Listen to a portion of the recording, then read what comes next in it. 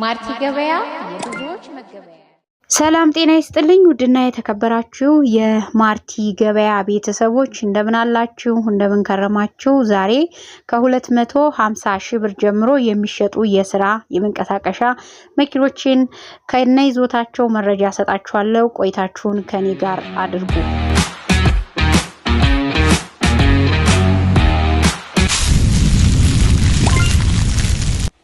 ማርቲ ገበያ የብዙዎች መገበያ። ሃይዙዚ ዳብል ካፕ ሞዴሉ 1992 ነው። ጥሩ ይዞታ ያለው ነው። ዋጋው 850 ሺህ ብር ነው። ለዚህ መኪና 20 ሺህ ብር ኮሚሽን አለው ማለት ነው።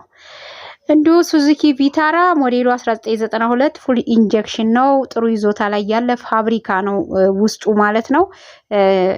ምንም አይፈልግም። ዋጋ 700 ሺህ ብር ነው። 20 ሺህ ብር ኮሚሽን አለው ማለት ነው። ዳማስቱ ሞዴሉ 2004 ቦሎ 6 ሰው ይይዛል። ምንም አይፈልግም። በስራ ላይ ያለ ነው። ዋጋው 700 ሺህ ብር ነው። ይሄም ተመሳሳይ ኮሚሽን 20 ሺህ ብር ነው። ታታ ሃይዙዚ ሞዴሉ 2016 20 ኩንታል ይይዛል። ስፖንዳ ተሰርቶለታል ማለት ነው። በጣም ንጹህ ነው። ሞተር አይፈልግም። እንዲሁም ካምቢዮ ዲፈረንሻል ንጹህ ነው። እንዲሁም ሞተሩ ሻንሲውም ንጹህ ነው። ሞተር አዲሷል። ዋጋ 1,100,000 ሺህ ብር ነው። ኮሚሽን 2% ነው። ዳማስ ዋን 1998 ሞዴል ነው። ሻንሲ ካምቢዮ ዲፈረንሻል ንጹህ ነው።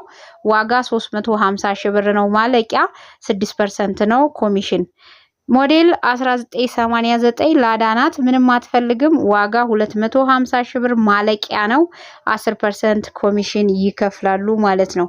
እንግዲህ ዛሬ ይዣቸው የመጣሁት የመኪና አይነቶች እነዚህን ይመስላሉ። ለምን እንደዚህ ተለያየ ኮሚሽን ለምን እንደዚህ እንከፍላለን ምናምን ብላችሁ ጥያቄ ለምታቀርቡ ሰዎች መረጃውን ከሰማችሁ በኋላ መኪናው ትንሽ ዋጋ ስላለው አሁን ላይ ምንም ገንዘቡ ጥቅም ስለሌለው እኔ ጋር ተስማምታችሁ በዚህ መምጣት ትችላላችሁ።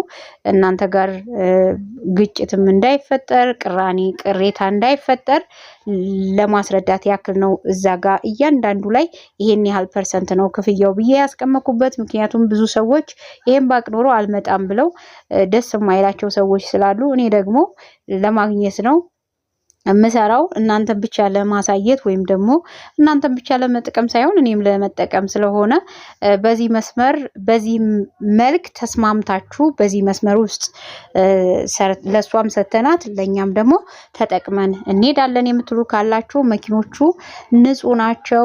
የችግር ካለባቸው ደግሞ ዋጋ አስተያየት ይደረግላችኋል። እንዲሁም ባለሙያ ቼክ የምታረጓቸው መኪኖች ይኖራሉ። ለዛሬ ይዤ የመጣሁት ይሄን ይመስላል። ላይክ ሰብስክራይብ ሼር መደረግ አይረሳ። ቻናሉ ጥያቄ ካላችሁ በኮሜንት ቦታው ላይ አስቀምጡልኝ። ማንኛውንም ጥያቄ መልስ እንሰጥበታለን። ለዛሬ ይዤ የመጣሁት ይሄን ይመስላል። ሰላም ነው።